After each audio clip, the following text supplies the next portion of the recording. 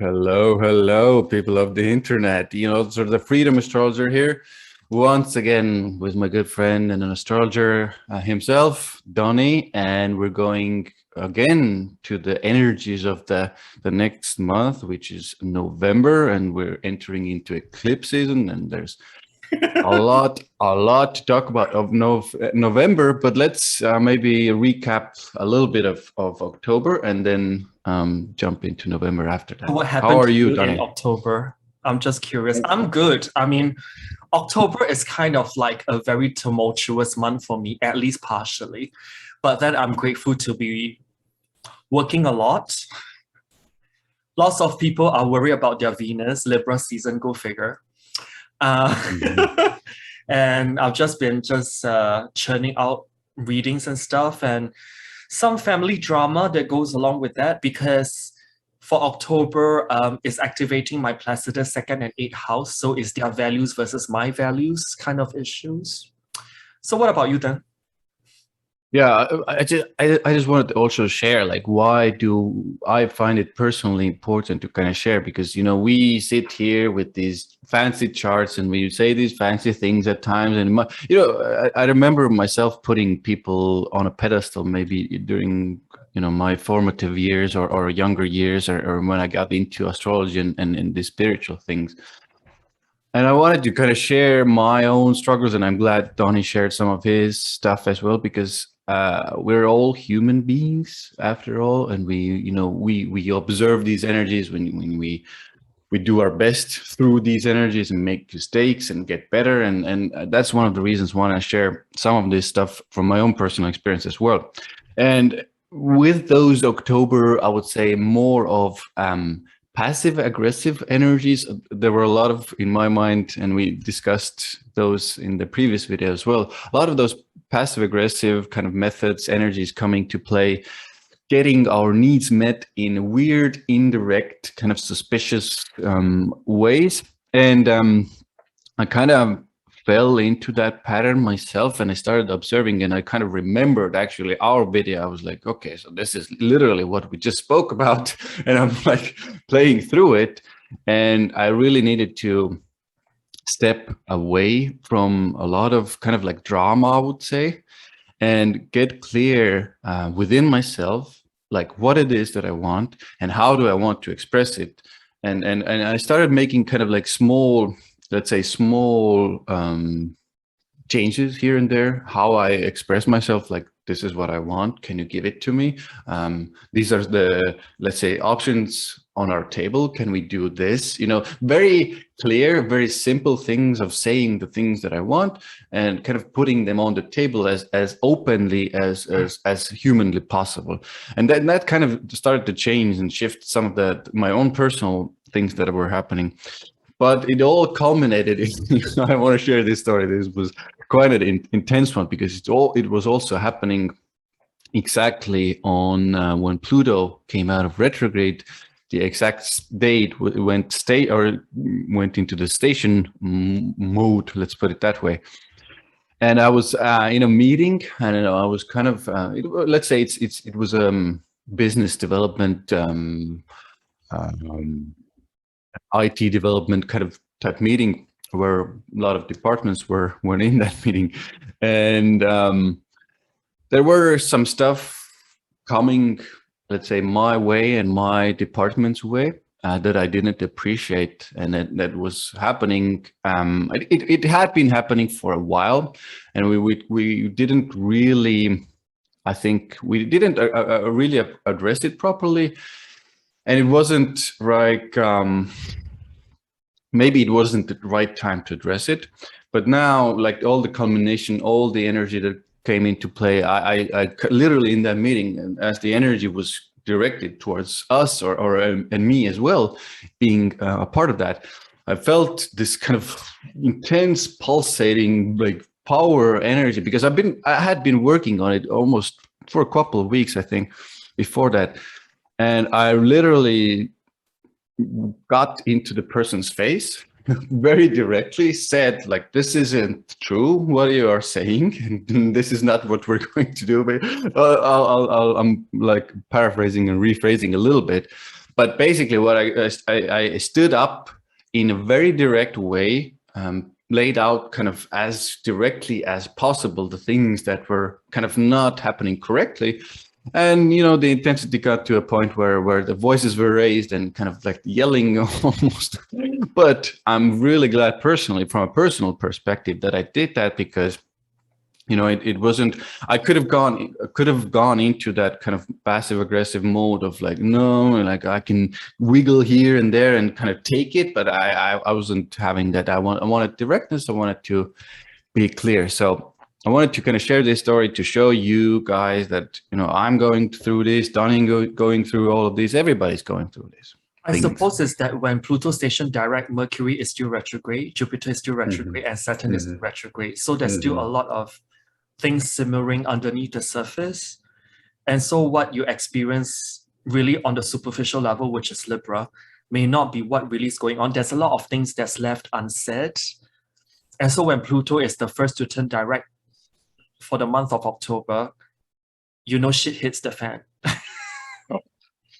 With a lot of things. And since Mercury is still retrograde when Pluto was stationing direct, it's really like that flushing out from the gutter. All those words that needs to be addressed. And with that also like power struggles, like what you said, but exactly. Altogether, I just find that as long as you say like you mean it, that's all you can do, really. I totally agree, and like with Pluto, it especially when coming out there, and there's so much that's been built up for such a long time. It in a way, I don't recommend holding on to it as well, because in the end, because it starts weighing on you, and when you manage to express it as clearly as possible, it's just better for everybody involved, because the energy can start moving, the things that can start moving again. I mean, the best advice I ever had was, if you hold grudges against people, it's just letting them stay in your head rent-free. Why? Why would you want to do that? There's probably shouldn't do that, guys.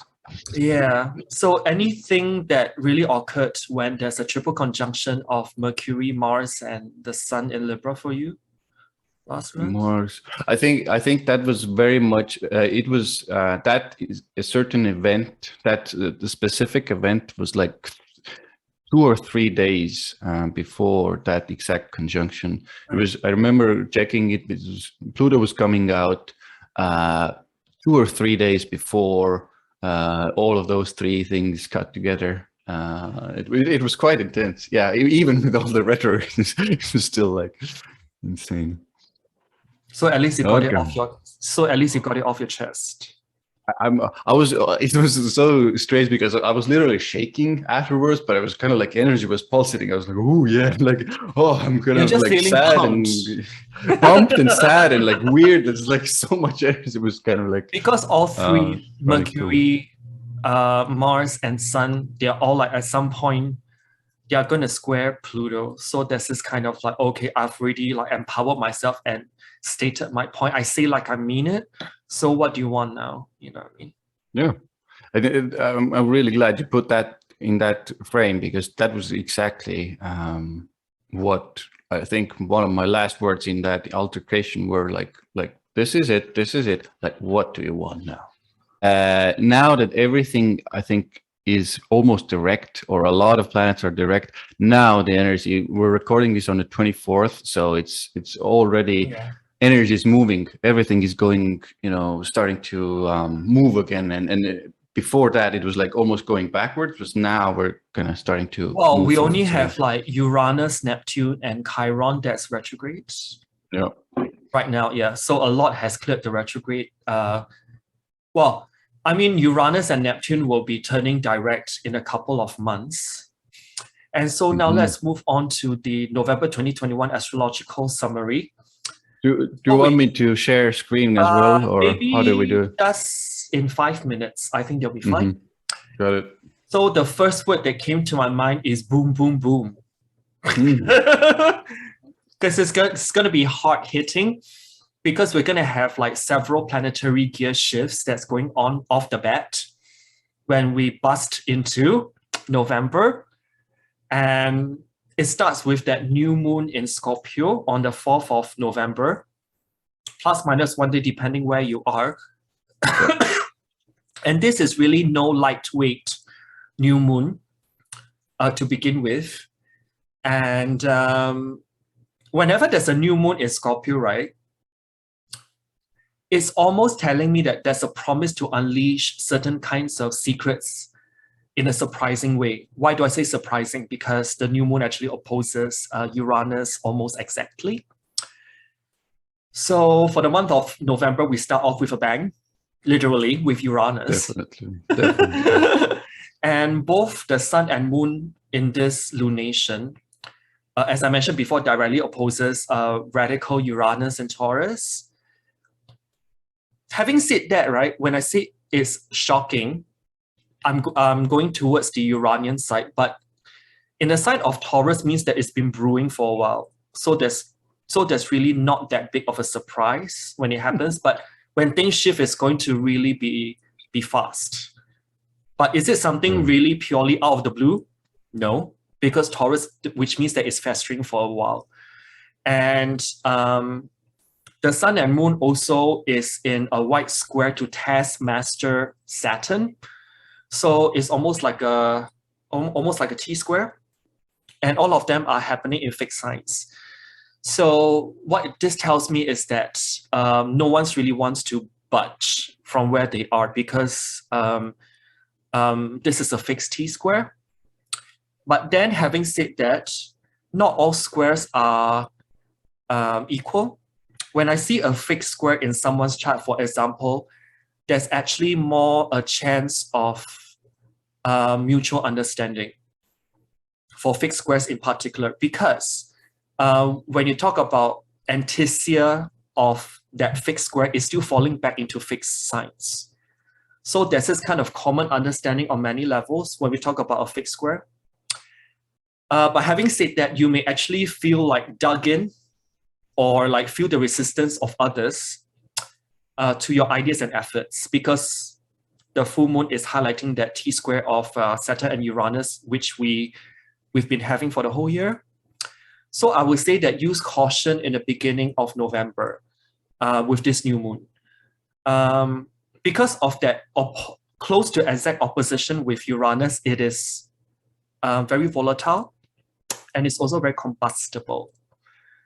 And together with other aspects in which later on we'll deep dive into the lunations more, this is really like a new moon that has a very deeply layered and complicated psychology involved.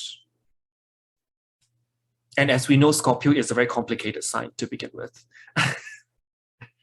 And, the most complicated, I would say, in my opinion. And also on the new moon, Venus is actually at 29 degrees of Sag. So when Venus is at 29 degrees of Sag over a new moon, which is in Scorpio, that talks about secrets. So this actually tells me that the truth is told, seen, and heard over this new moon. Nothing really goes uncovered or like just shoved under the carpet and just hoping that it will kind of, just be forgotten and all that. So after that, can I ask you something? Are we coming back later on for the new moon? Oh yeah, for sure. Okay. For sure. This is just only like a overall, little nuggets of here and there. And so after that, 2 weeks later, we actually have that lunar eclipse in late Taurus. Oh, yeah. And this is really going to be something, in which later on we'll deep dive. But just know that we've already started eclipse season. And I just want to add something regarding 1 day after the new moon, just in retrospect, because 1 day after the new moon, Venus actually goes into Capricorn. pragmatic, cold, calculating Capricorn. And one day after the new moon, the Scorpio new moon, the messenger Mercury also shifts into Scorpio as well, very close to after the new moon. So what I got was that Mercury goes into the detective mode in Scorpio from the 6th November onwards, and is digging beneath the surface, uncovering a lot of things. And what Mercury gets in terms of information, it hands over to Venus to manage in Capricorn. And I must say that when Venus is in Capricorn, as long as she takes control, it's fine. I would even go on to say that even if she needs to step on certain people's toes, she would do it as long as she takes control. That's what I get from Venus in Capricorn energy. And so now let's move a bit later on to the later part of the month. On November 19th, that's where we have the full moon lunar eclipse. At this point, actually, messenger Mercury and motivating Mars, which I think is going to be visible in the sky then, will join the sun in Scorpio, opposing the Taurus moon, and shining a spotlight on any dirt or dreck that's swept under the rug over the past months or even years, to be exact. And with a full moon lunar eclipse, it's really hard for any hiding from anyone or anything now, because the moon is that bright, and is on top of that is a full moon on steroids.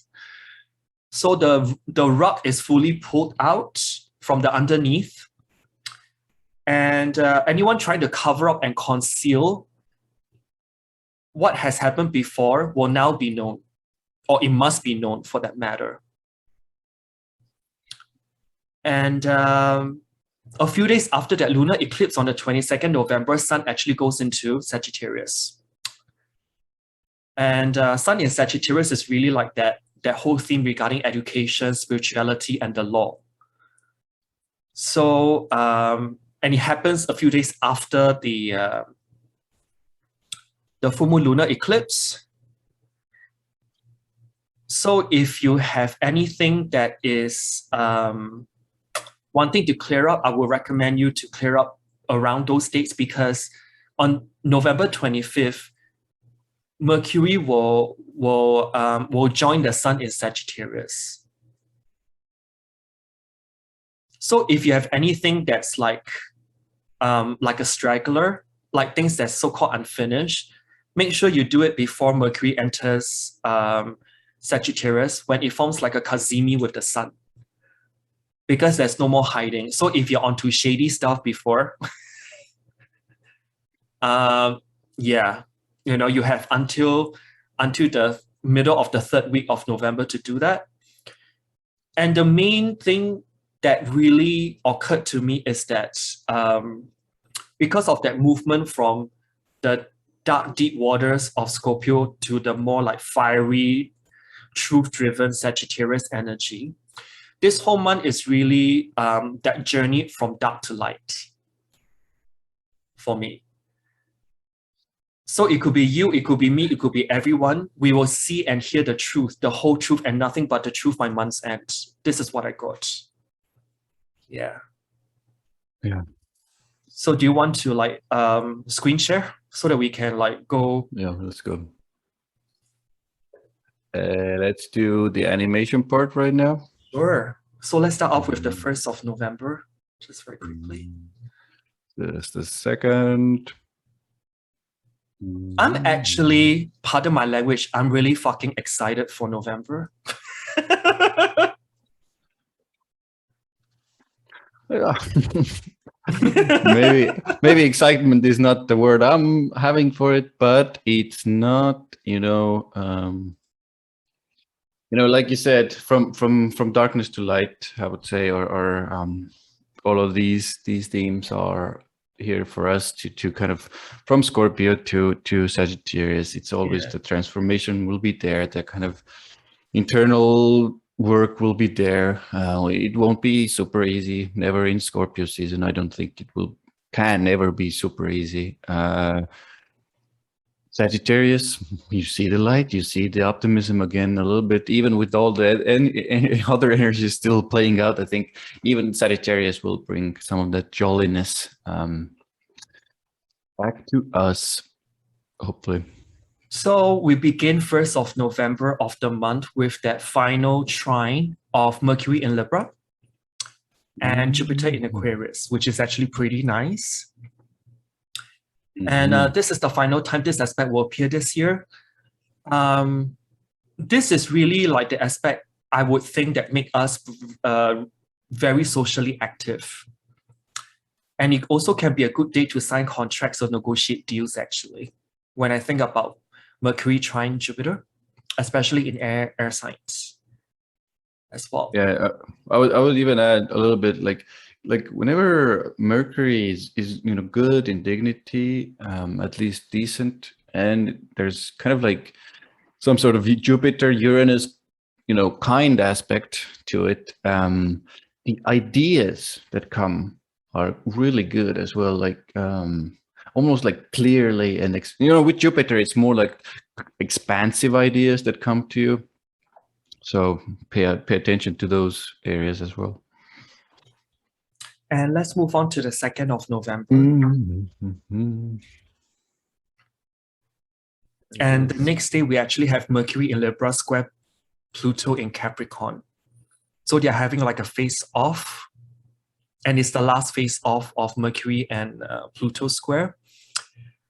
Yeah, coercive and manipulative communications may actually come.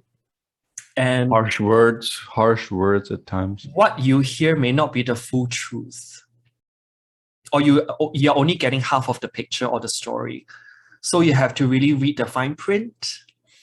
And Mercury Pluto square is also, you gotta be very careful during disagreements to hold your horses before it escalates into something more fiery and explosive, to ensure that they don't turn into nasty fights. Yeah, it's kind of like everything is simmering, but if something takes it over the edge, then it can blow up. And especially already we have Mars and Sun in Scorpio. It's already like Scorpio season, suspicion is already there. So Mercury, Pluto in a square also like adds to that suspicion, like, is it really this? And maybe even overly suspicious about things, I would say, can be because it's almost like here. What you see isn't always the truth. There's always this kind of lingering thought behind your mind. Constantly, it's just like critically like, I don't know. So now let's move on to the 4th, actually. Yeah. 4th is actually the day of the new moon. I'll put it on the new moon. In Scorpio, but then we've got Sun opposition Uranus at that point, which is the mainstay of this lunation. And so just kind of know that unexpected events with the Sun Uranus opposition, unexpected events can bring up issues in relationships or money, because it's in Taurus, that Uranus. And that lunation, in brief, because the new moon is happening in 12 degrees of Scorpio, it can really encourage us to go deep and explore our shadow selves. So it's very good for shadow work, actually. But having said that, as with any new moon starting, things can be a bit difficult. But then starting those same things can potentially lead to powerful transformations because of that Uranian energy that brings together with it. Maybe it's time to pivot directions over this new moon. And how about on the 5th of November? So we're doing the more deep dive into the new moon. Let's save for the last bit. Yeah, let's save all the goodies for the last bit. Yeah, I have a lot to say about this. Sure, I'm sure. So on the 5th of November, actually, Venus enters Capricorn. And Venus will actually stay in Capricorn for a good 4 months in the upcoming period, because Venus will eventually retrograde, but we'll talk about that in December. Yeah. And if you guys actually like a separate video on Venus retrograde in Capricorn, do let us know in the comment section below. So we might even do sign predictions. Oh yeah. If you really like this, if you really like this video and share it, we might even do sign predictions. Oh, yeah. Okay. And as with like Venus in a sign, Venus is now in a sign that's very serious in Capricorn. So when Venus spends that much of a time, like 4 months, the upcoming 4 months, starting from 5th of November, in the sign of Capricorn, we might get a serious mindset surrounding money and partnerships.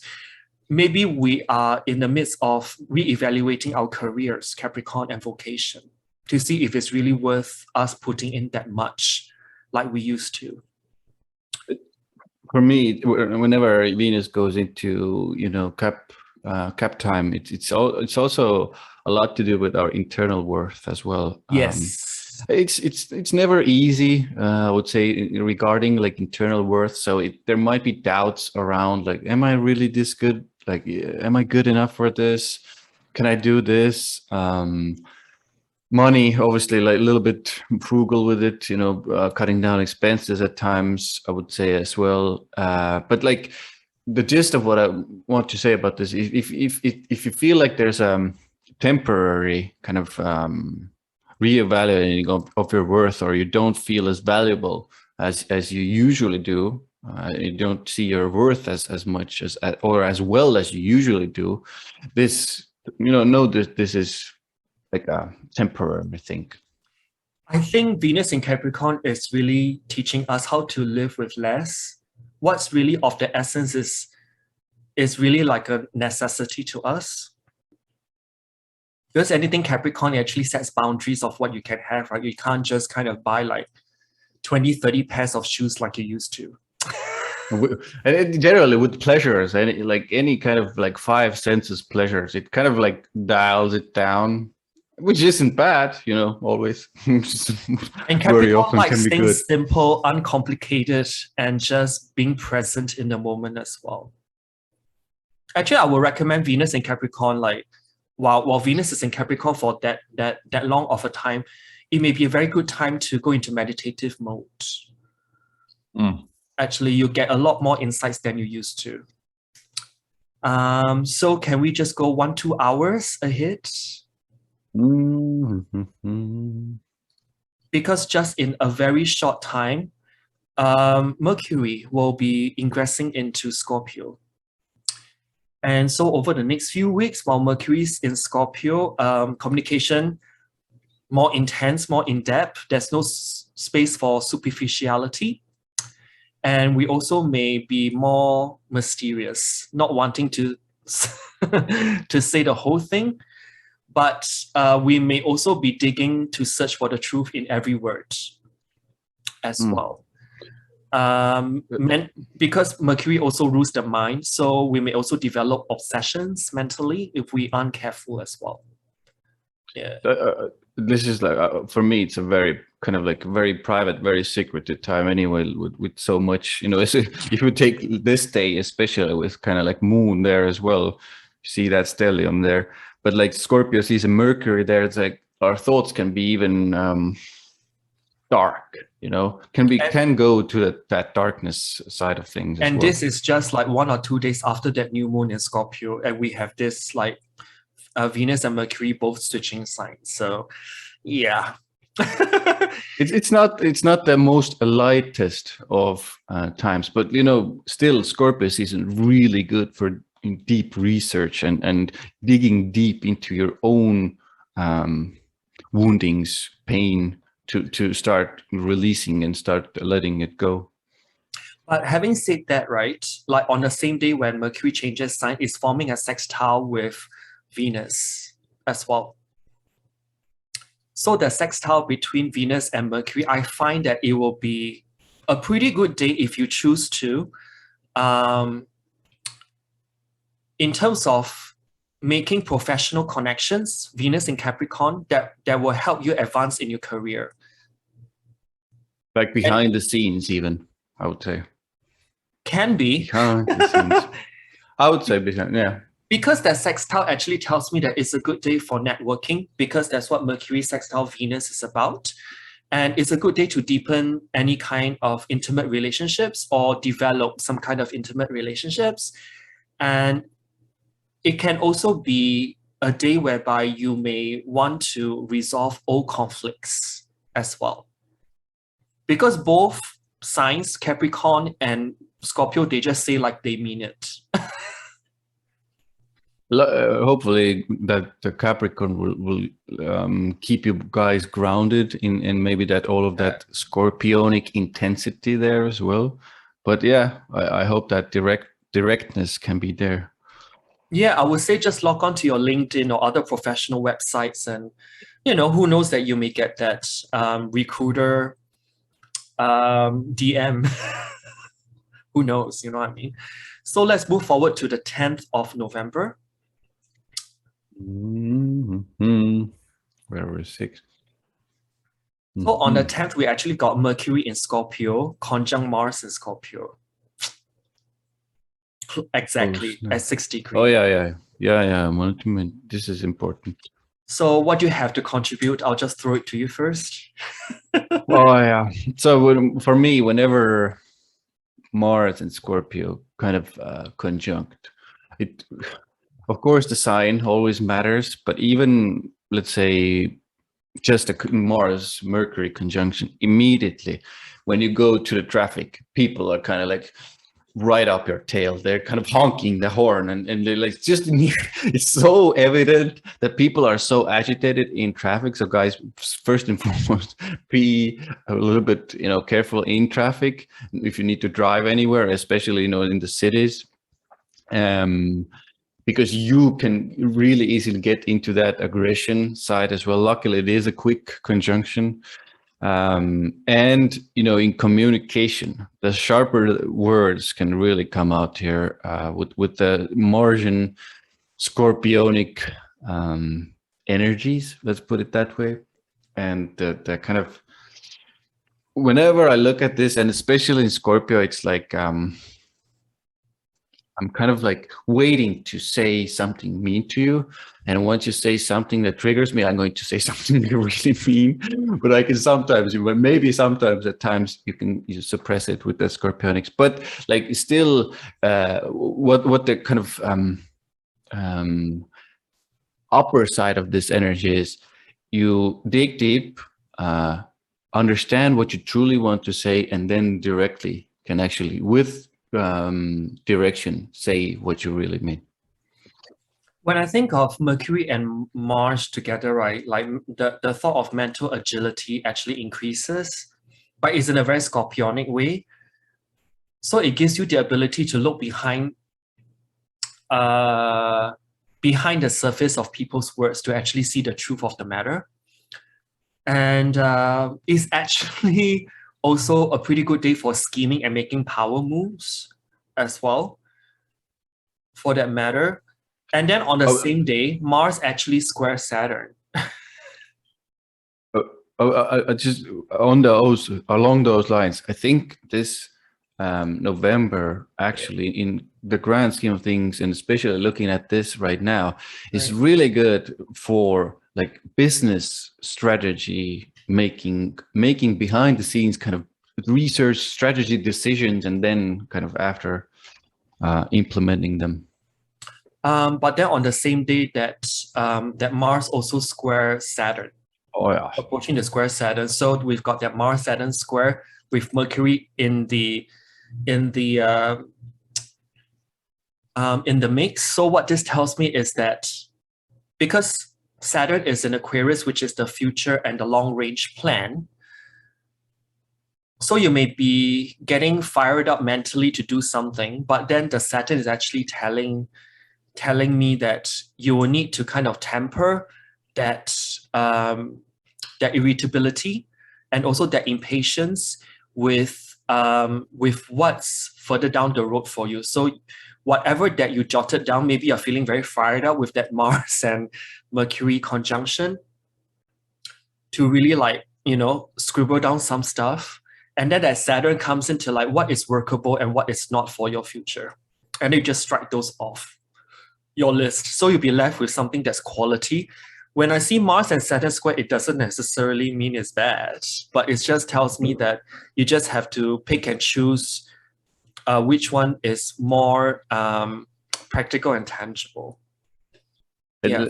Somebody can come in from the outside as well with that Saturn energy. Maybe somebody older, more mature, and say, hold your horses, young fella, or and say like, look, don't be so hasty, basically. And on a more mundane level, when I see this Mercury Mars together squaring Saturn, something tells me about political infighting is going to like escalate over these few days. Yeah, quite possible.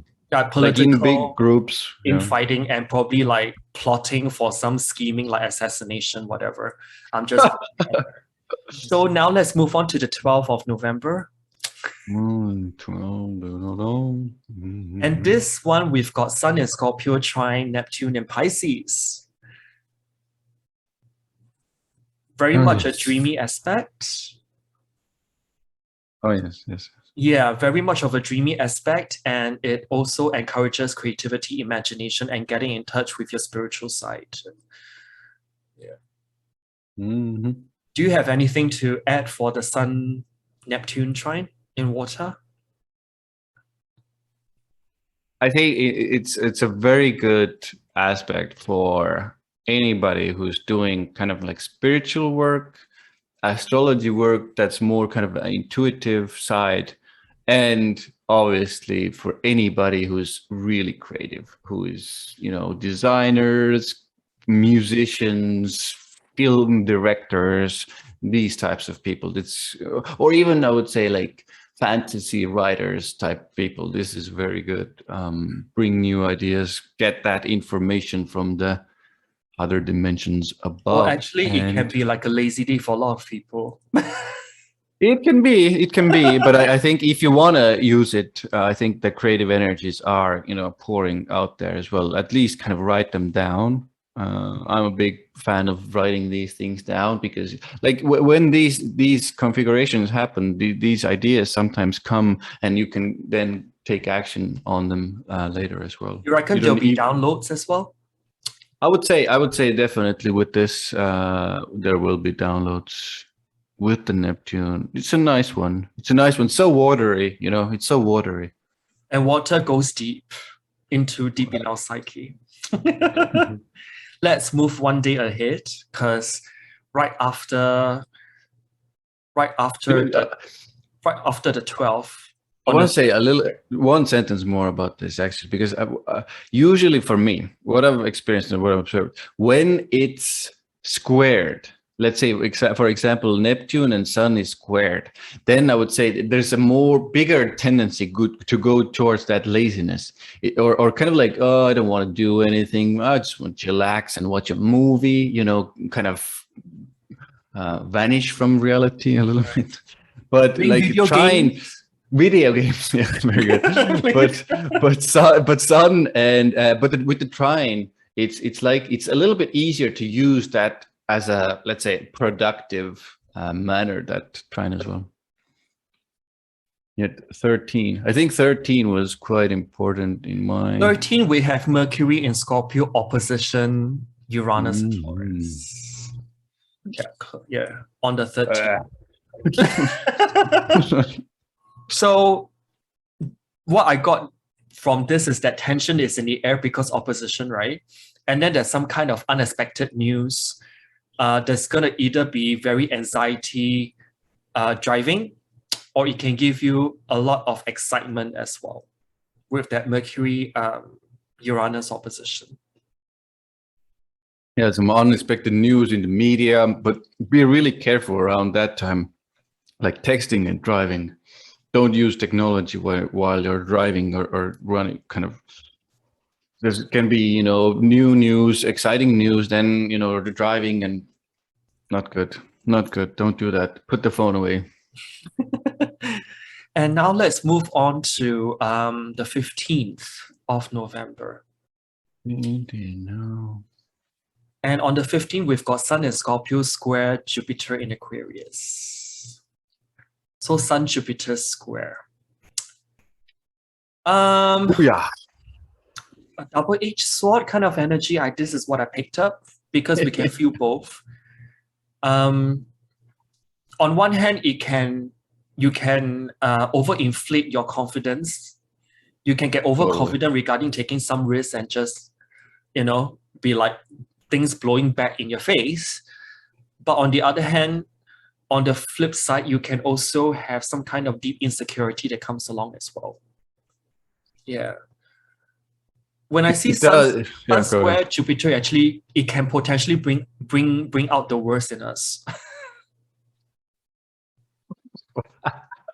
With the square, because kind of like, you know, like, what's totally that word called? Because I always think Jupiter as the planet of gaslighting.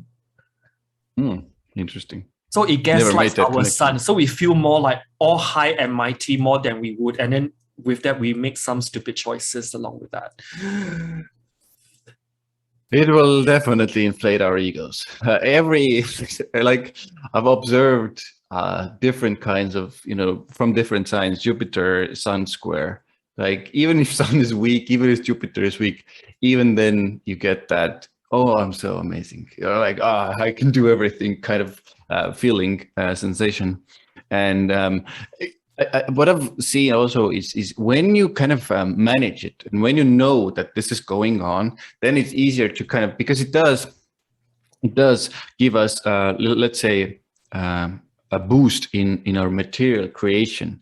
So it's easier to create in my mind because we are so confident. But if you manage that overconfidence part, I think I've also experienced and observed that you can actually get a bunch of stuff done as well during this time. Because there's a optimism, there's an energy there, so you can use that or that. But it can be overtly too much, as in like So let's move on to one day later, because one day later, the Sun will actually sextile Pluto. Yep. On the 16th of November. So on the 15th and 16th, Sun will squares Jupiter and then sextile Pluto. But let's move on to on the 16th. Oh snap! What the? Yeah. Yeah, 16. I have some stuff I want to really say about the 16. When I see Sun Pluto sextile, determination actually increases when I see this, and we are driven to achieve our goals. And but having said that, Pluto is still Pluto, so there's a sense of obsession and control. But since it's a sextile, it can actually be used somewhat usefully in trying to get difficult tasks done. So when I combine 15 and 16, when the Sun actually squares Jupiter, and then one day after, in under 24 hours, sextile Pluto, Sun in aspect to Jupiter and Pluto, both Jupiter and Pluto are financial planets. So if you're making some sort of financial transactions, be it like stocks or shares or something of that matter, just make sure that you don't go overboard, or you actually read the fine prints of things, because there's so much kind of emotionally tight energy that may lead you to make transactions that you may later regret. So what do you have for this? I really wanted to mention this Mars-Uranus opposition that you can see building here, because it does. I've really observed this one. I don't know even why I've observed like Uranus and Mars squares and oppositions, but I've kind of maybe I don't have any idea why I've been so obsessed with it. But what I've observed with this a lot is accidents. First and foremost, sudden accidents. Unfortunately, even like weird things like volcanoes erupting, storms, tornadoes. Now, I'm not saying immediately tornado, but it does raise the likelihood or probability of kind of volcanoes erupting all across the globe, or some sort of even actually forest fires. Because remember, guys, Uranus is in Taurus, so that brings a lot of nature into the picture right now. Actually, yeah, just again, these are dates to be careful around driving. Mercury is still close. I don't like the Uranus Mars accidents side of the things. So with Mercury, it's actually like the 1 or 2 lane road, but but Jupiter is actually the freeway, the expressway, where there's a lot of lanes. So Bigger stuff. yeah, so if you're on an expressway like Jupiter, that's Jupiterian. So when the sun actually squares Jupiter and then sextiling Pluto, when you're on the freeway, just be more cautious over like the middle of the month. Yeah, definitely. Yeah. So now let's move on to one day later on the 17th. Oh, New Zealand. And we've got Mars in Scorpio opposition Uranus and Taurus. I already mentioned that, I think, just now, but yeah. Yeah, it's building, basically building up during those days, guys. Yeah, so it's like tension, frustration, and a few accidents. And then we shall move on to 18th of November. Mercury in Scorpio trine Neptune in Pisces. Ooh. Mm-hmm. Very subtly persuasive. Yeah. A good opportunity to get the truth out of other people. And a day where we will more be able to see other people's true emotions and intentions because of that water trine, because water goes deep. Yeah.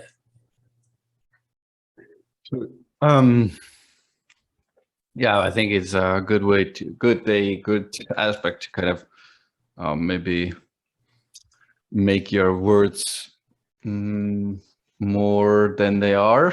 I don't know how to exactly express that, but be careful around maybe not promising too much, but like promise what you can't deliver.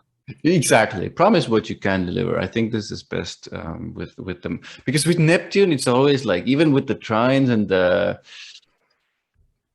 textiles, it's a little bit, we can promise more. We can say, make them more beautiful as they are, maybe.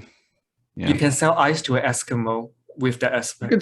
You can sell ice to an Eskimo with that, especially with that Scorpio there, kind of like underlying kind of manipulation there. Don't do that, guys. Don't manipulate people. So now let's move on to the 19th, the big event actually. Mm-hmm. And on the 19th, we've got that full moon lunar eclipse in Taurus. So we'll go back to the lunations later on in depth, but since this lunation or lunar eclipse partial lunar eclipse is gonna be in Taurus, so anything to do with like financial matters or even some romantic connections, there's almost like a culmination of things. You have seen the maximum potential of what it can bring, and with that, it can I wonder if people know that the term lunatic comes from lunations, because it's always the full moon where people go nuts. Totally crazy. Totally crazy. So, even animals go crazy. And so like it can lead to some kind of emotional outbursts over this partial lunar eclipse. But then on the same day, we've got Venus, the ruler of the eclipse in Capricorn, trining Uranus. Yep. The ruler of that Taurus eclipse, which is Venus, trining Uranus. So one thing really jogs my intuition regarding this aspect, because when I see Venus and Uranus actually trining right over this full moon, people's feeling intuitive faculty actually gets amplified. So intuition actually goes off the scales. or much stronger than we are used to. And we may think more with our emotions than logic, for that matter. But then it can potentially bring interesting people in our lives that we have never thought of connecting. Because Uranus rules the outsiders, and Venus is to form relationship with outsiders in that trine. So we may be in for something like that. But because it's an Earth trine, well, I'm not trying to scare people, but hey, who's kidding who? The financial world may be going through like a shakeup as well with this trine, Venus-Uranus trine. Yeah. I'm not surprised if there's some news coming out regarding that, or also some kind of resource disruption as well that comes along with that. Do you have anything to add regarding this trine, Venus-Uranus? Like, I generally like, Venus-Uranus trines, sudden new contacts. I think Donnie mentioned that. But also, because Venus is a bit to do, or I would say a lot to do with our creative side. So there are, sudden creative impulses. Those of you who are more, in creative businesses, things of that. But what I've observed with Venus sextile Uranus, there can be, it doesn't mean that the financial world won't be shaken up, but, there are bits and pieces of opportunities, quick opportunities to even make money. So if you are in a business where, maybe the quickness factor is Bitcoin, you maybe you trade cryptocurrency, there can be like opportunities to make good money there as well. But one thing more, somebody can actually, if you're already in kind of like romantic relationships, but if you're not, somebody in kind of relationship wise can do like a quick, pleasant, nice surprise for you, or maybe contact you, out of the blue. So that can be pleasant as well. I mean, in terms of like relationships, right? Because Venus actually rules that full moon that just occurred. So Venus actually rules that moon in Taurus, and then Venus is trining that Uranus. Something tells me that, if you are really wanting, because we have not been socializing for quite some time, right? And sometimes we just need a friends with benefits. Yeah, that's a good aspect for friends. Or you can just meet someone over the internet and have an instant connection, which is very, Venus and Uranus trine. Get your Tinder or Bumble or whatever the kids are using these days game on, and it can even be TikTok. You'll be surprised. Just slip into DMs.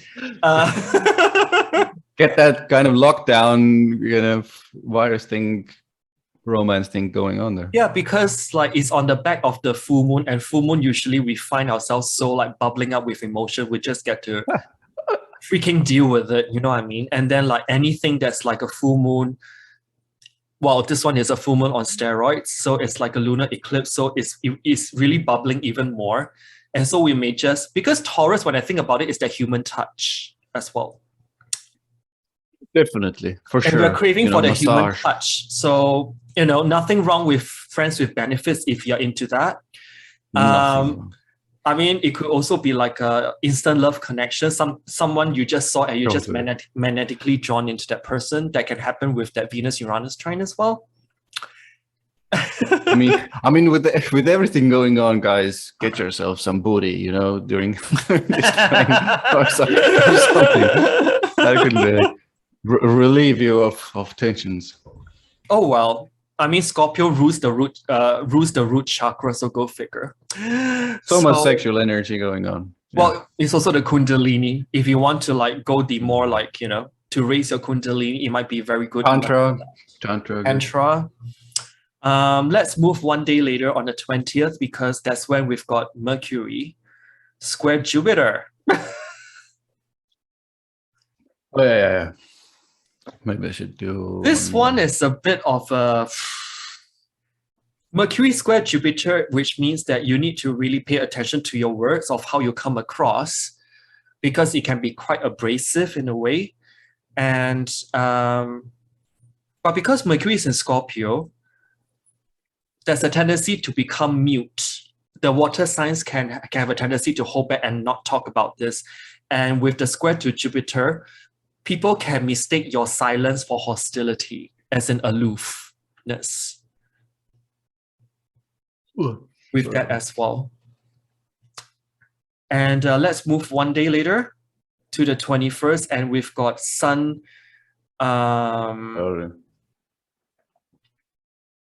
Maybe you can move like one day more. 22nd. Well, 22nd where you are, but we are actually moving Sun entering Sagittarius territories.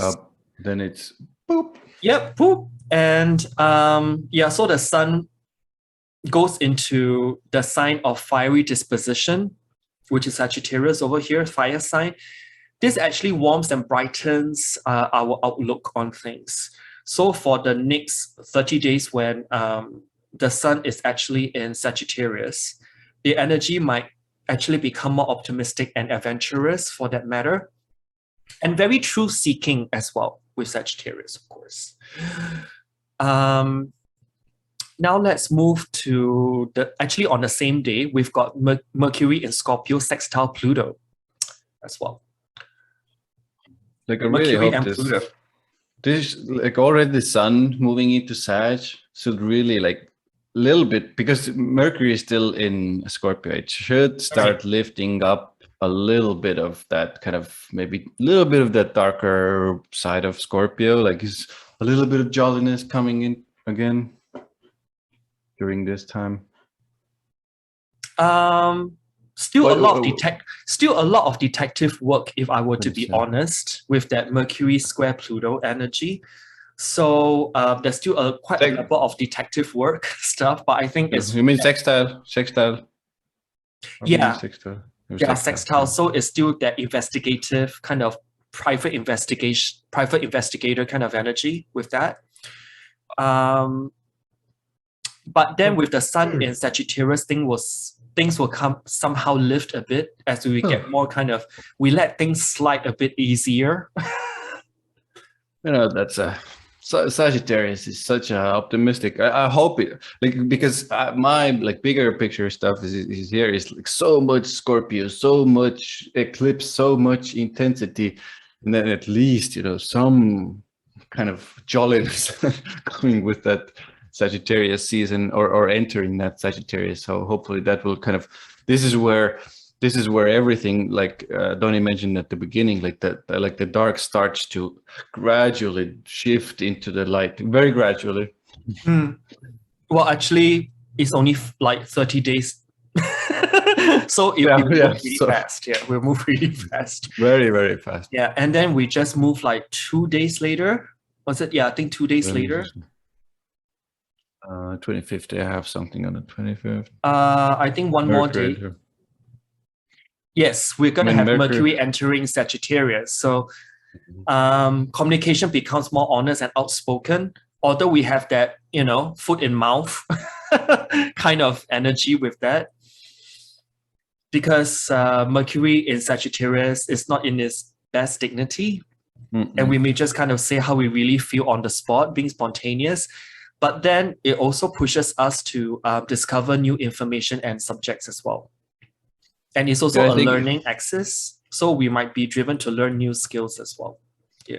I think, this is very good. Like learning new skills, learning, even reading about higher wisdom kind of philosophies, things like that can be really good, because, you know, we like the everyday planet Mercury goes into bigger picture stuff. So there is and then Sun is already there. So we don't really want to deal with details that much, or smaller scale stuff. We kind of let the expansiveness, the biggerness of Sagittarius, that kind of big picture stuff. This is what we kind of want to get more, or what we want to do more, and where our attention goes is bigger picture stuff. Yeah, and let's move like 2 days ahead. I think we're going to move into that Sun and Mercury Cazimi. Oh yeah. Oh yes. Oh yes. So a good day to have an adventure. You may have a lot of downloads from the sky gods, Sagittarius. Um, you may come across a very good book to read as well. Sagittarius, that higher knowledge, like something surrounding like people passing you a book and then just read it. If you happen to have the experience, just read it. Your soul will actually love it. It's a divine gift from the heavens. Yeah. Exactly. This is one of my, because I am fortunate enough to have a Kazemi in my personal chart. So I kind of, every time I see a Kazemi, I'm like really excited to talk about it and kind of say things about it. First and foremost, there's a bunch of stuff out there on the internet. Is like, it's burnt, even just like close, it's burned, it's bad, blah, blah, blah. Not so much. If you listen to that constantly, you probably feel really bad about this. But actually, one of the things it does do, like Donnie already mentioned, like gifts from God, and these can be in ways of your literally, maybe you're doing something, maybe you're running around, maybe everyday stuff you're doing, and suddenly, pew, some sort of idea comes with what you're doing, and you're thinking these thoughts, and like I would even say some of these thoughts are so unique, so good, they might even surprise you at times, but they're really good. So write them down. I'm going to say this: write these down. You can take action on them later. Other thing that can come is somebody. It's almost like somebody who's maybe a little bit more advanced on their path, maybe more mature on something intuitive, that you're trying. Like an intuitive, or somebody, even it can be like a male figure, because it's a son, right? In this case, they can come in kind of behind the scenes. It doesn't always have to be behind the scenes, but this is because it's Kazemi. It's kind of like your I think Lada mentioned this a lot. Is like you're kind of in consultation with the king, and I really like that analogy, because that really has been my experience. And I want to say something more about this. It can be even like a wise figure type who is in ways they are a king in some area of their lives, can come in and literally give you good advice. So really take that advice, obviously go through it and you make sure it's good, but usually this is a really good time. And Sagittarius, foreigners coming your way, giving that energy to you, or wisdom and guidance. Yeah. So guys, just remember on the 28th November that after this Kazemi, we still got only 2 days left. And the remaining 2 days, we've only got trines and sextiles for the rest of the month. So the last few days of November can be pretty pleasant for that matter. So now let's move 1 day ahead. And we're going to have Mars and Neptune's trine. Nearly said square, but it's a trine. Nearly said, yeah. That's so better. Yeah.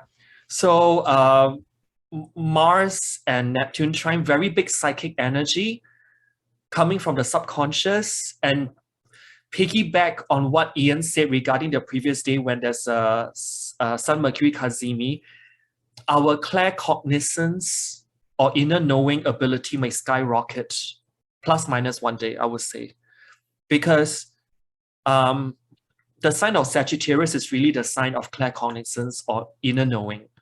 And probably we're going to have a lot of aha moments or euphoric moments that, suddenly this fog just kind of clear in front of us, and there'll be a lot more clarity moving forward in terms of our direction, close to the end of the month.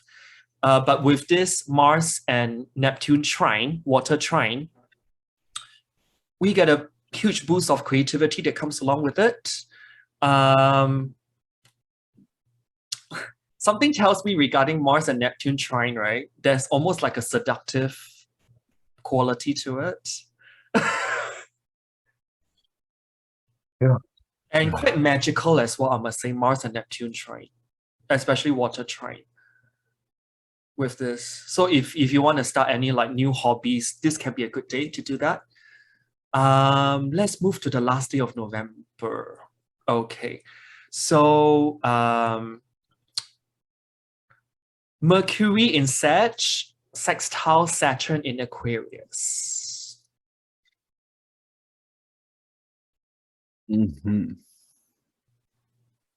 Are we there? Yeah. Mercury Yeah. and Saturn sextile. So very much of a teaching aspect, but also a learning aspect as well. So we may want to share our skills and knowledge with others. And at the same time, we've got Venus in Capricorn sextile Neptune in Pisces. So two sextiles involving Mercury and Venus. So Venus and Neptune sextile can really be like lovely day to kind of ask someone to get serious about romance and relationships. So if you want to confess, you know, to tell someone that you love them, or, you know, like to ask them out for a date to kind of confirm, are we on? Maybe it's not a bad day to do that end of November, because we're talking about Capricorn and Pisces. So commitment and pleasure can come together in perfect bliss. So if you've been kind of having a crush on someone, maybe end of November might be the day to kind of, you know, ask them out and see how's it going. Maybe that as well. And last but not least, on the same day, we've got Sun in Sagittarius sextile Saturn as well. So Sun, Mercury, sextile Saturn. So very much about potentially showing off your unique talents and knowledge because of that Saturn in Aquarius. And this may actually be leading you to some kind of big reward later on. So as you can see, the last few days of November are actually pretty nice. Yeah. For that matter. I think it is, you know, lovely kind of spa day, maybe if you can, just, you know, maybe even like a restaurant where you enjoy good food, something like that. I would like to do that with Venus, kind of Neptune things. So the last 4 or 5 days of November is actually very nice. It's pretty good. It's pretty good. Mostly trines and moon sextiles and Kazimi. So yeah. But then till those days, it's gonna be like a roller coaster ride. It can be. Oh yes. I think we're going into that now. So now we'll deep dive into the new moon that's gonna occur on 4th to 5th of November, depending where you are. So this one is quite an interesting new moon. I think that's an understatement. Because this November 2021 new moon has a Mars and Saturn square. And then we've still got one more square that's going on, which is between Mercury and Pluto. So 2 squares in this new moon. But then Mercury and Venus are actually in a sextile. So it can soften it up a little bit. And then Venus in the last degree of Sagittarius over this new moon can really give us the truth of the matter. We can see the big picture, be it in our finances or relationships and all that. So this is what I picked up. If I were to summarize all the aspects, because the new moon is also very closely opposing Uranus and also squaring that Saturn, what this tells me is that this new moon can be very highly charged, irrational. There's a sense of something seemingly very calculated because of that Mercury Pluto square. And then that Mars and Saturn square as well. It's just something's very calculated. This is the word that popped out for me. But yet also because of the opposing force from Uranus, it's very volatile and surprises can be in store. So what this is telling me is that we are in for a shitstorm. I would agree. Be it we are on the giving or receiving end of stuff.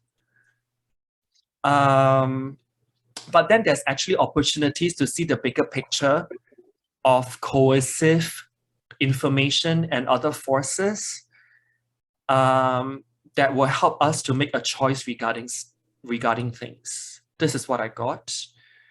And I must say that this new moon lunation is very much tied to the Scorpio full moon that we had on 26th of April, 2021.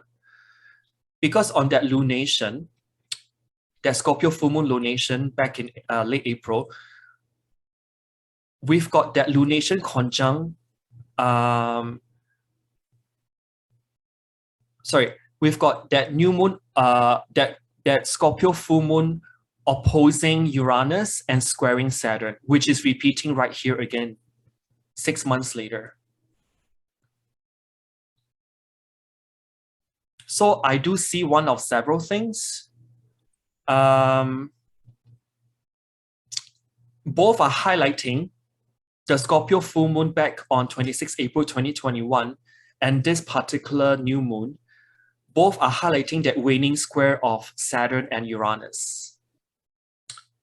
So what it tells me is that ongoing global supply chain disruptions, bodily autonomy versus governmental mandates, income inequality issues, the have and the have-nots, and also something regarding taxation of the rich versus poor. That means it concerns equity, which is Taurus. And last but not least, there's also natural calamities that's highlighted here as well. So do you have anything to add regarding this? Yeah, I want to start maybe from a maybe general perspective, because this new moon is still in Scorpio, and moon really doesn't do well in Scorpio, I have to say. And this is one thing that I've continuously just seen in a lot of, be it on a mundane level, be it on a personal level, with this intensity. And I want to mention, very often, we start things during the new moon, or maybe even to go a little bit further, we let go of things before the new moon, during the new moon process. And this is one thing I do like this new moon for, although in a fixed sign, it won't be easy, but it can be quite deep if you manage to kind of knowingly, willingly surrender. And surrender is important with Scorpio, to let go of certain things that don't serve you anymore. But the thing is, with new moons in Scorpio and starting new things, I don't personally like it that much, because of what I've seen continuously is that the results of the things started after, and even a new moon still, after a new moon in Scorpio, aren't the best. Would go even as far as to say, because there's no moonlight, right? There's no lunar light and all that. Yeah, and especially because we want the quality of the moon to be good, usually, and right now, to go even further, this new moon is happening in when moon is in Via Combusta. This doesn't really bode well for things started there. So I would really urge you to kind of caution, maybe do a little bit more research, get deeper with matters, and then later on, let's say it's something, the probability that something leaving your life during a new moon is quite high. And I would say it's quite especially high in this case. A lot to do with material matters, practical matters, but also with emotional matters, with other people's resources. Very important to remember emotional wounding as well. But, you know, guys, if something comes after the new moon or during the new moon that is new, it's kind of like, maybe it's been there, maybe it's new, and you kind of feel the urge to really start with it during this new moon. I would go deeper with it, go first deeper and find a better space, better time to start anything new. I really urge you to do it because I'm all about, you know, wanting to get results in the material and practical world as well. So keep that in mind first and foremost with this new. So in other words, don't let your emotions carry you away. Don't let your emotions carry you immediately away, I would say. But yeah, very good. There's also something that's very interesting with this new moon as well, because this new moon will be connected to a pulse lunar eclipse on the 6th of May 2023, 18 months down the road. So what I'm trying to say is that this new moon that's going to occur on the 5th of November of this year, it will become in full bloom into a lunar eclipse 18 months down the road. So whatever themes that I mentioned regarding global supply chain disruptions, bodily autonomy versus, you know, governmental mandates, income inequality issues, taxation between the rich and the poor. We talk about equity, which is a resource kind of concept, natural calamities as well. It will all come to like a hit on 6th of May 2023, 18 months after this lunation, because there's a Scorpio full moon at 14 degrees. And you see Uranus here again.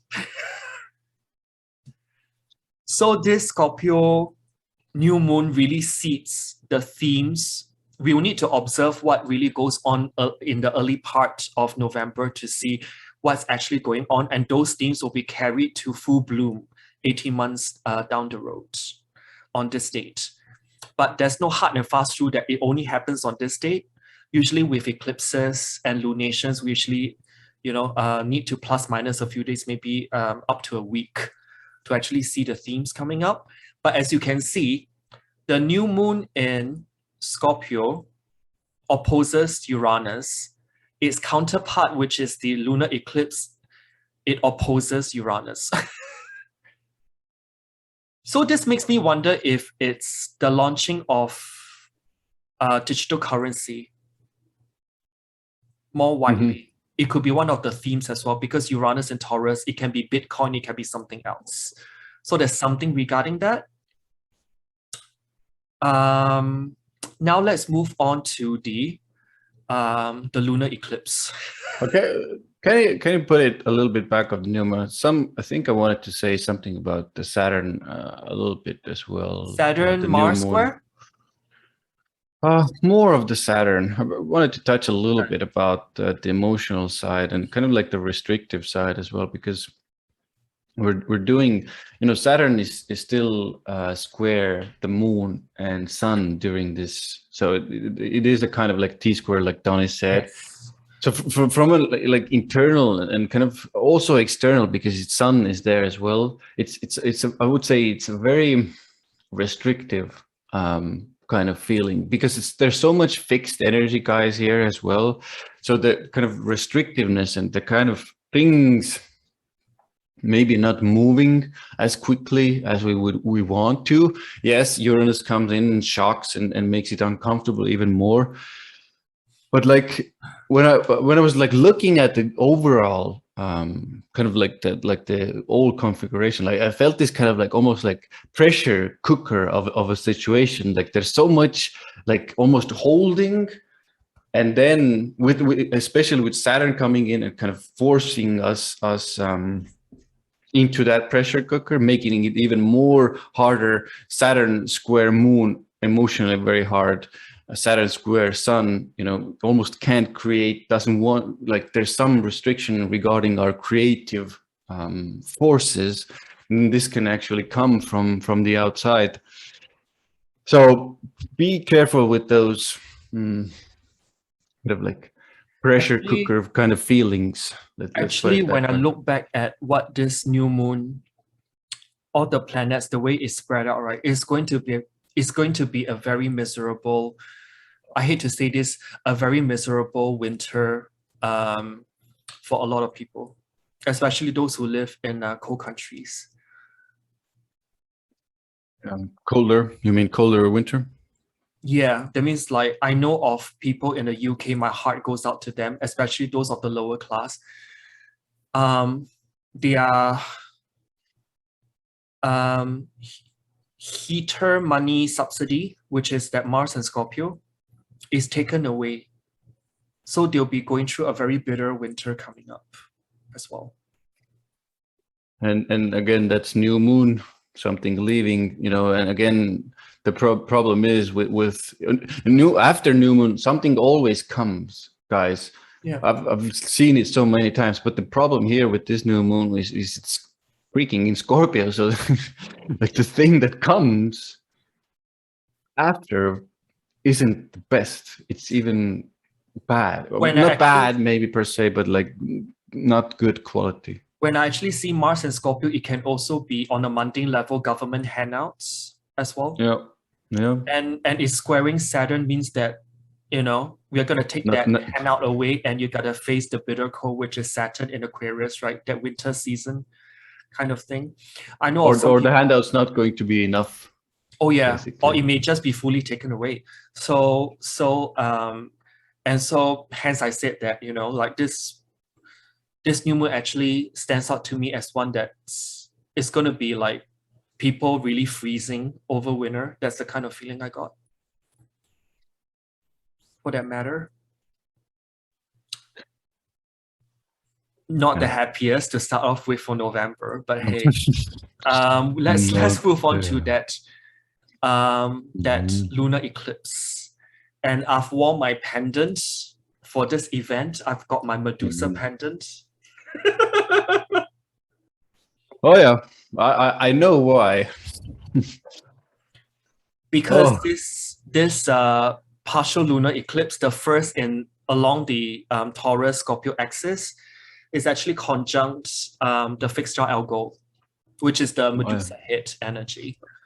Yeah, when I saw this, I did my favorite meme that's online. That's Michael Scott, The Office. Those of you that kind of like when I saw this conference, like, right. So it's not. Yeah, let's go into it. Yeah, and this is actually called a full beaver moon. Why is it called the beaver moon? Is because, by the way, it's known as the beaver moon by the early Native American tribes as the beaver moon because this was the time of year to set the beaver traps before the swamps and rivers actually froze. And it's also been known as the frosty moon and the dark moon. So I would agree with the dark, especially.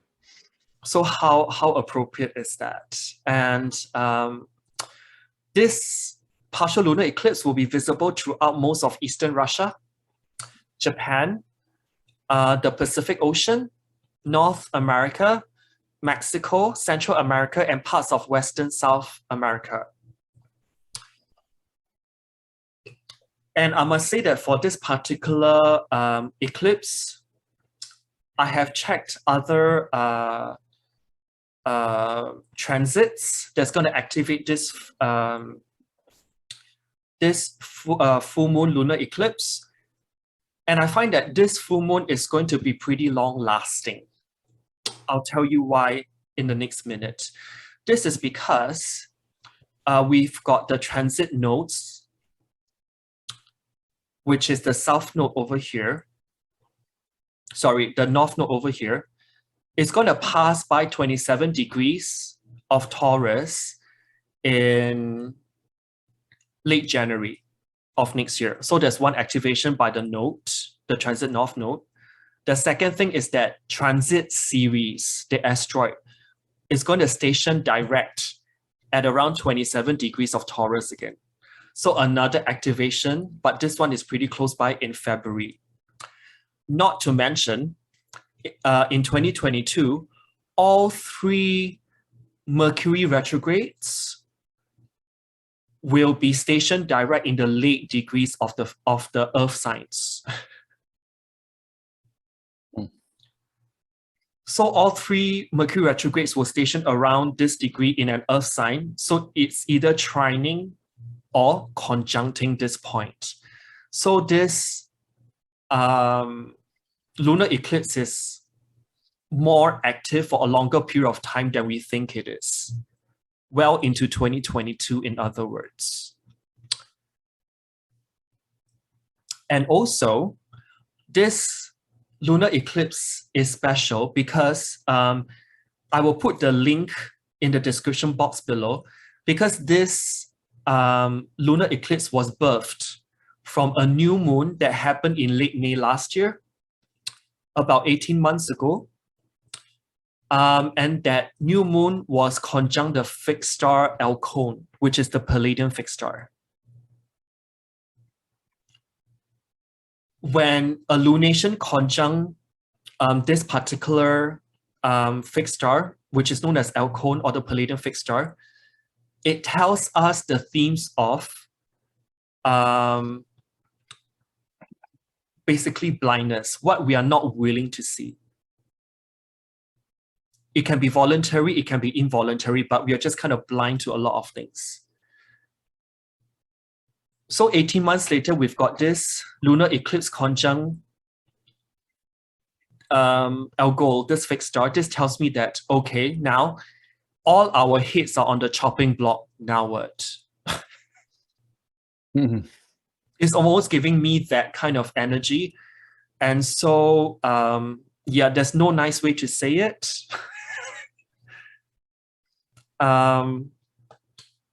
It is what it is. And this lunation will be very much active throughout 2022 because of that 27 degrees Taurus keep being re-triggered by several other things. And this lunar eclipse basically also tells me regarding food shortages, which is no surprise to all of us. Prices are creeping up very fast. And also our electricity bills. I don't know about you, Ian, but mine will increase around 40% from what it was starting from January. Yeah. Mine has already increased by that amount, by approximately, I think 30 or 40 or something. Yeah, so it's gonna be something along those themes as well. Yeah, do you have something to add? Oh yeah, I was sitting here. I guess I was doing yesterday. I was kind of like writing down my notes, and I was looking at it. I was kind of like, whoosh, like. First and foremost, I think we need to mention Algol a little bit here more, and I do find it because. Guys, we can see on the chart here, Mars is still pretty close. Okay, it's kind of like 14 degrees, but it's still still in the same sign. So it does give a little bit of a taste more to this eclipse. We see the T-square with the Jupiter there. Jupiter actually, I was kind of like. In a weird way of looking at it, maybe it can help, maybe it can expand. Then I think right now, I think it can even do both. So it can help. Jupiter is the higher wisdom, higher knowledge. So it can bring us that and kind of like even going towards that higher perspective. When everything is kind of around us is going crazy, everybody is going crazy. They're, with the Algol, I do see accidents, mob violence, even, because again, guys, Saturn is now direct in Aquarius, with Jupiter. This to me means, again, riots, public protests, all these matters are coming into play. With Algol there, unfortunately, I don't see these happening without any violence. I do see, like, I even don't want to say these things out, but I think, especially if you have opportunities to kind of get out of maybe the cities, maybe not go to these protests, to go into nature better. This is why I wanted to even Walk mention the this. children in nature as well. Yeah. and it's like the Algol. I once, I think, I made a mistake of kind of not thinking Algol was anything important, but I started making observations constantly, and especially with there's a full moon, lunar eclipse, Mars involved, Algol involved. I've seen so many accidents when moon is with Algol, with Mars involved, especially violence accidents, and now we're talking about protests as well. So if you can, don't go. I would urge you. What did I want to say more about this? Oh, and I was looking at, like, I'm always looking at, like, from a perspective of where can we release, and this time the release is from Jupiter or towards Jupiter. And when we're looking at Jupiter, when we're looking at Algol, actually, let's say from a positive perspective, and maybe Scorpionic energy and the lunar energy from a positive perspective anyway, and we put these things together. So for me, it brings in, first and foremost, research, deeper research into esoteric topics. I think this is kind of like the escape from this, or the higher road during this full moon, that can help you release and kind of stay away from all of that madness as well. Yeah, I think basically what I'm saying is, during this lunar eclipse, take time away from these crazy spaces, go deeper within, try to see the higher good, where our society, or like the direction our society, Aquarius, Jupiter in Aquarius, where is that going? And maybe you can even birth something good from this kind of intense energy. I think this would be the higher road during this full moon lunar eclipse, actually. Oh, by the way, you jogged my memory regarding some stuff I've written down as well previously. Because the main aspect of this lunar eclipse is that square to Jupiter in Aquarius. And then there's also a trine forming with Pluto as well. Yeah, Pluto is actually helping here. So what I got was that if I were to combine the meanings of the full moon and then with Jupiterian and Plutonian energy, this actually tells me that there's an emotional desire for some form of grandiosity. So like emotions can be super enlarged, bigger than life for that matter.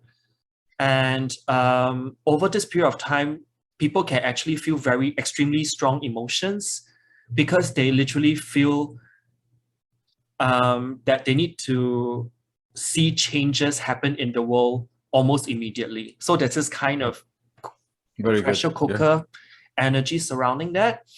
But also at the same time, there may be some rollout of some very big impressionable ideas to people. Because Jupiter and Pluto are tied to the moon. So this tells me is that maybe there's some kind of newer types of financial systems that they're trying to push out over this this full moon. Maybe like government-backed currencies and all that they're trying to sell you.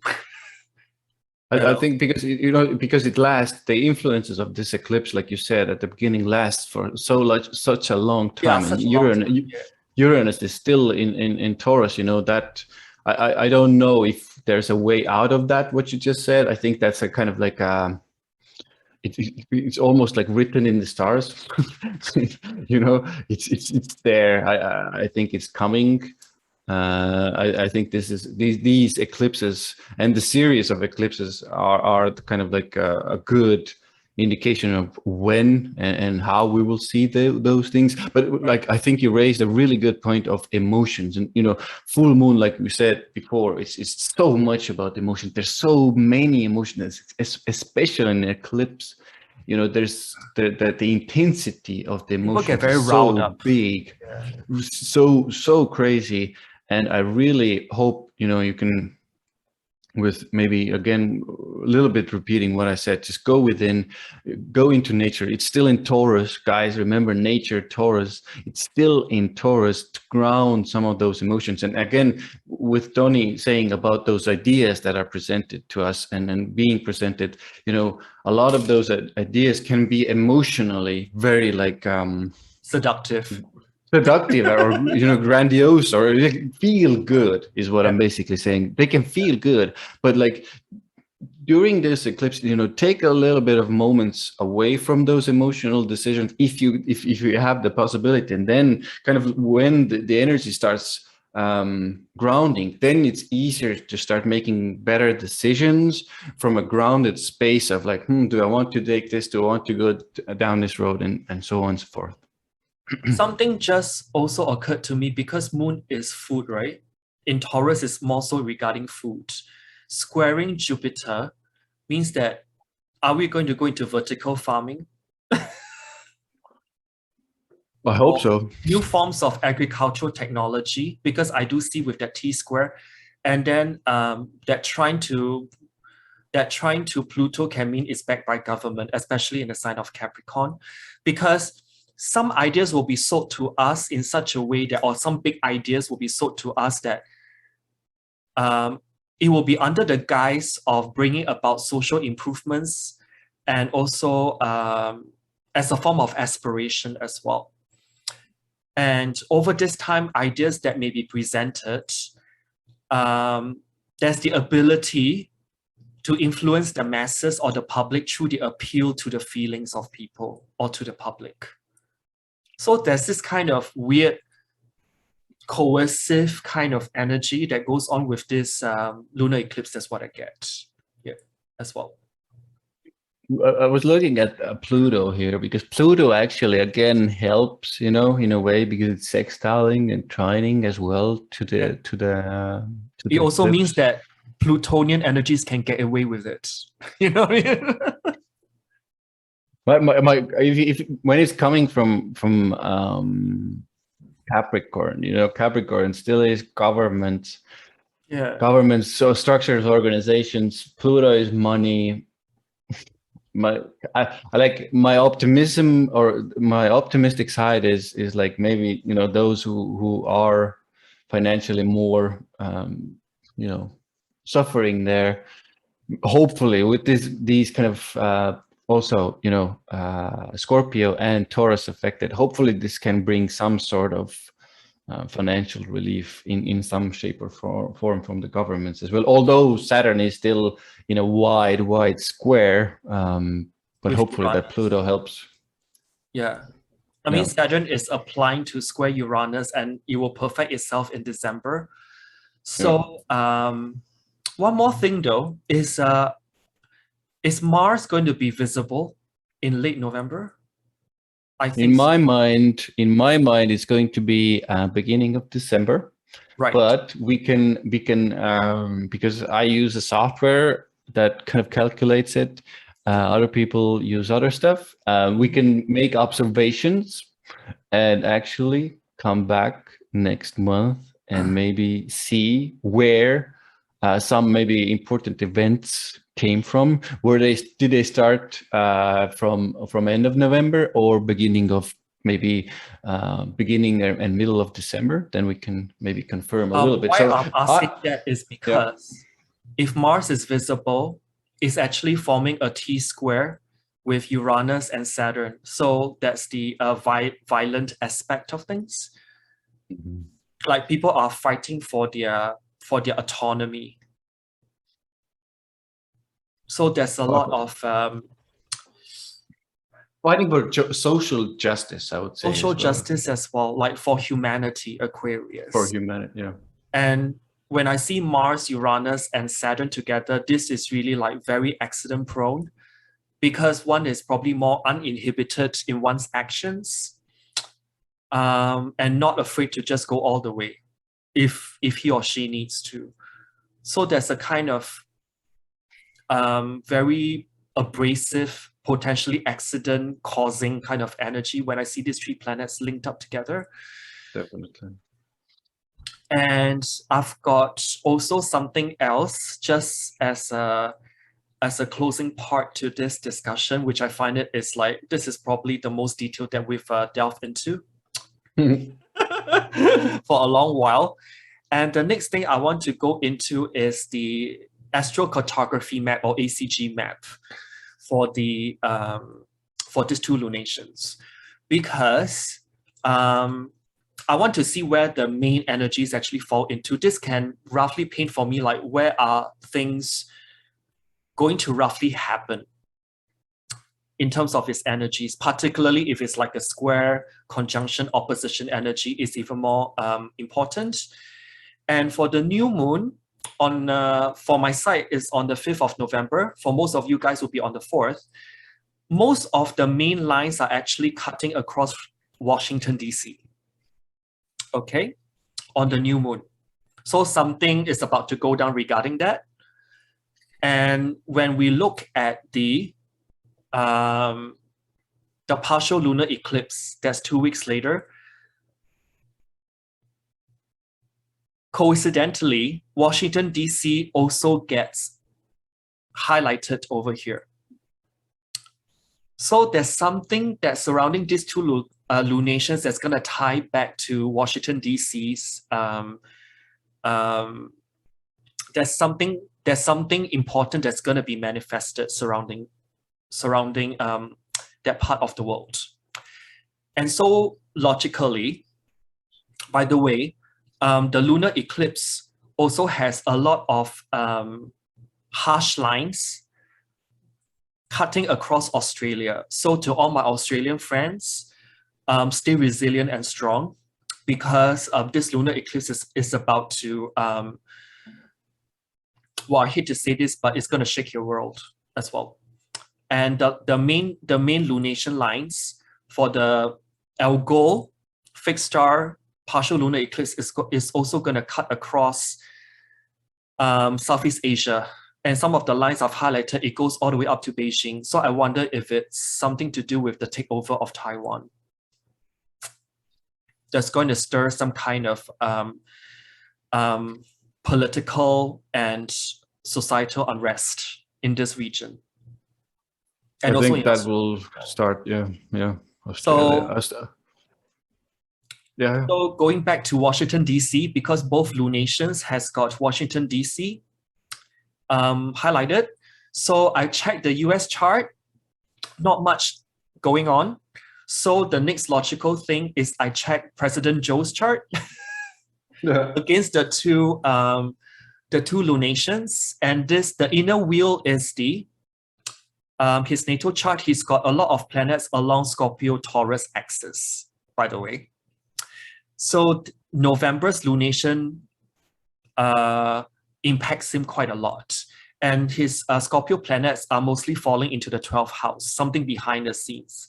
But it also can mean like something that's imbalanced and also diseases as well. Okay, so this... Is that his Mars on 12 degrees there? Yes, his natal Mars is at 12. Okay. Ew. And I've highlighted according to numbers because I color-coded because my eyes just go everywhere. So also the transit, north and south node is on his ascendant-descendant axis as well. So there's something going on there. And last but not least, Neptune is transiting and conjuncting his 4th house cusp as well.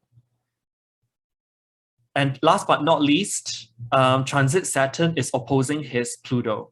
And that's along the 3rd and 9th house, whole sign house axis. So 3rd and 9th, something to do with his mental faculty or decision making. Okay, this is for the new moon. Okay, let's just quickly move on to that eclipse. That partial lunar eclipse will be eclipsing his sun and Christ. Venus in his 12th house. Whoa. Okay, Neptune still stays because Neptune transits are very slow. It's still conjunct his 4th house cusp. And the eclipse also activates his Jupiter in the 8th house as well. If I want to just summarize everything, what's going on, I've basically put it here. So both lunations actually highlight Joe's 12th house planets in both cases. And when you tie it in with transit Neptune in his 4th house, conjunct his natal IC, and then you've got transit North Node on his 7th house cusp. And then there's like a 3rd and 9th house whole sign house activation as well. If I were to put all this in together, I've got 2 conclusions. That there's going to be health-related deterioration, particularly on the mental plane matters such as dementia. That's number 1. Number 2, it may make people question. The 9th house is to question and answer something.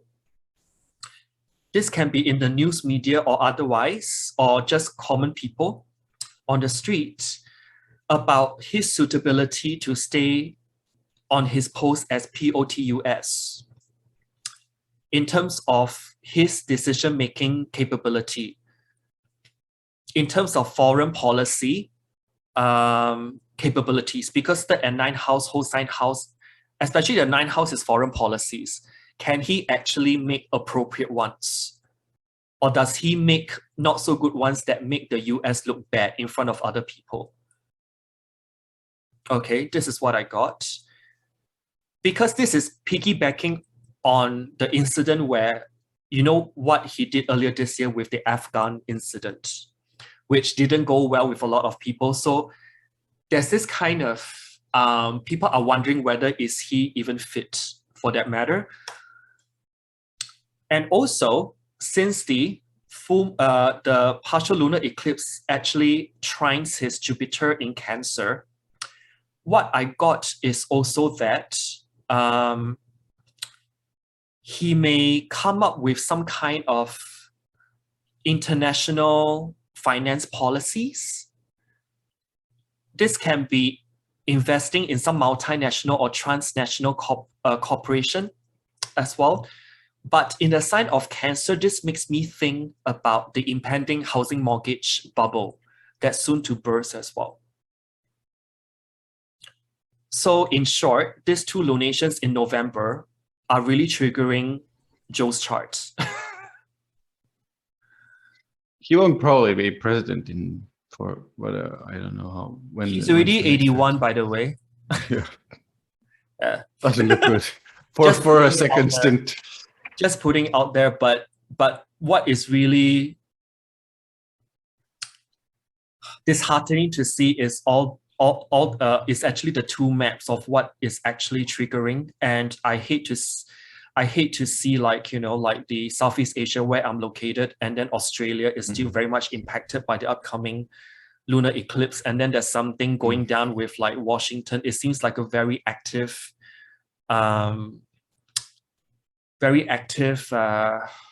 lunation, a partial lunar eclipse in this case. Yeah. And don't get me started on the Mars line as well, because that's why I asked you earlier whether Mars will be visible. Because that will actually like highlight even more places for that matter. And somehow what's happening in Washington, DC will impact UK as well, because the lines are just so nicely cutting across both places. So there's something about to go down regarding these 2 in linkage. But I'm not surprised though, in that respect. So are there any parting words for people? I mean, I think I said it mostly, but guys, ground as much as you can. Go within as much as you can during these times. Yeah, I think that's go use nature as well as your ally in this, if at all possible. So I think that's all from our end. So we'll see you. Leave down in the comments below if you want us to do like a separate Venus retrograde video. Yeah. Thanks guys for watching, listening, and see you soon. All right, ciao.